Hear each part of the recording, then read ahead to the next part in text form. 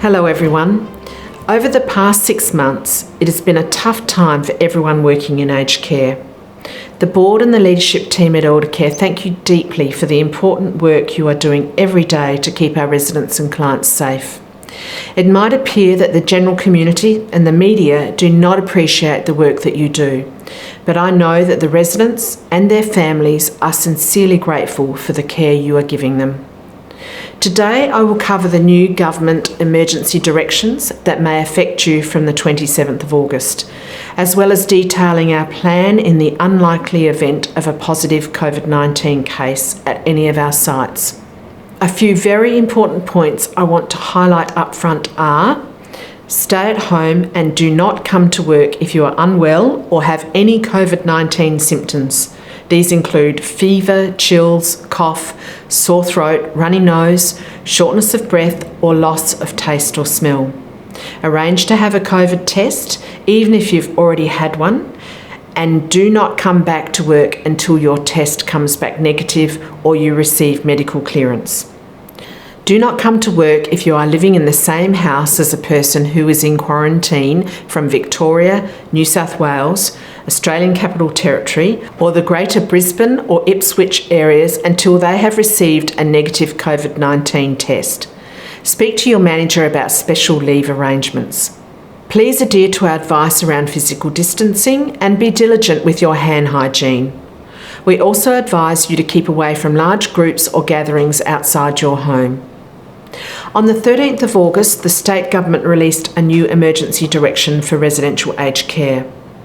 The direction now requires all nursing, medical, allied health or personal care staff to wear masks when they are carrying out care and are unable to keep 1.5 metre distance from the resident. This will take effect from Thursday, the 27th of August. This does not mean masks always need to be worn, but only when physical distancing from residents is not possible. We will be providing very clear instructions about when and how to use masks and other PPE. Every site-based staff member will also be required to undertake training to learn how to put your PPE on and take it off, and how to dispose of your used PPE. You will be provided with appropriate PPE at your site during each shift from Thursday, the 27th of August. Eldercare has secured enough masks to ensure that we meet the requirements of the new direction. From Thursday, the 27th of August, all personal care workers are only permitted to work at one residential care site. Please note that this does not include personal care workers who work at our sites on the Yorke Peninsula or any other staff member working in a different role at our aged care facilities. The roster team has now been in contact with all carers by phone to finalise these arrangements. All staff are also required under the direction to complete a declaration informing us if you work for another employer or you are studying or volunteering elsewhere. This is a legal requirement and you must complete this declaration, otherwise we cannot permit you to work at Eldercare.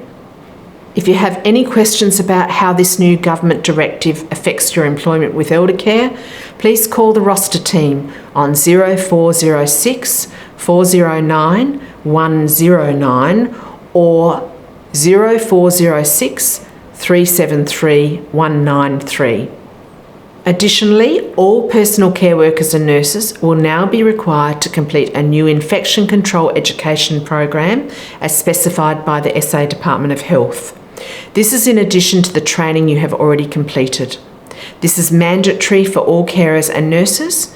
You will not be allowed to come to work if this is not completed.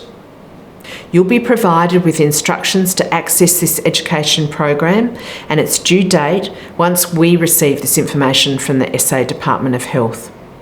Finally, we have taken the time to put together a very comprehensive plan to be used if a staff member or resident tests positive to COVID-19. This plan involves immediately transferring any resident who tests positive for COVID-19 to the Royal Adelaide Hospital. Eldercare has strong relationships with SA Health, SA Pathology and our residents' GPs, so we do have excellent medical support. We're also very lucky to have one of the state's most experienced infection control experts as part of the Eldercare team. Be reassured that we are well prepared with our incident management group ready to respond rapidly if we have a positive case. If we do have an outbreak at any one of our sites, we'll make sure you are well looked after. If you're required to quarantine, we'll make sure you are paid and you are provided with accommodation if needed. We'll be following the directions of the Department of Health if we do have a positive case. In the unlikely situation of an outbreak at one of our sites, we need you to come to work if you're not required to quarantine. We know you may be scared, but we will make sure that there's plenty of PPE for you, that you are provided with meals, that you can change out of your own clothes into supplied scrubs laundered by our linen service, and we'll pay all staff working at the site an additional allowance of $5 per hour during the outbreak period. We understand significant changes to your working arrangements may be stressful. We're all in this together, and this is the time when we truly need to live our values and be working as one Eldercare. Please remember that you and your immediate family can receive free confidential counselling through our Employee Assistance Program. You can pick up a brochure in your staff room, speak to your supervisor for more information, or call 1300 6677 00. If you have any questions or you are worried about anything related to COVID-19, please speak to your supervisor or site manager. If they're unable to answer, they should let you know who you should speak to next. Alternatively, you can call our Eldercare COVID-19 hotline on 0477 995 542, which is available Monday to Friday from 9:30am to 4pm. Thank you again for your support and for playing such an important role in keeping your colleagues and our residents safe and well.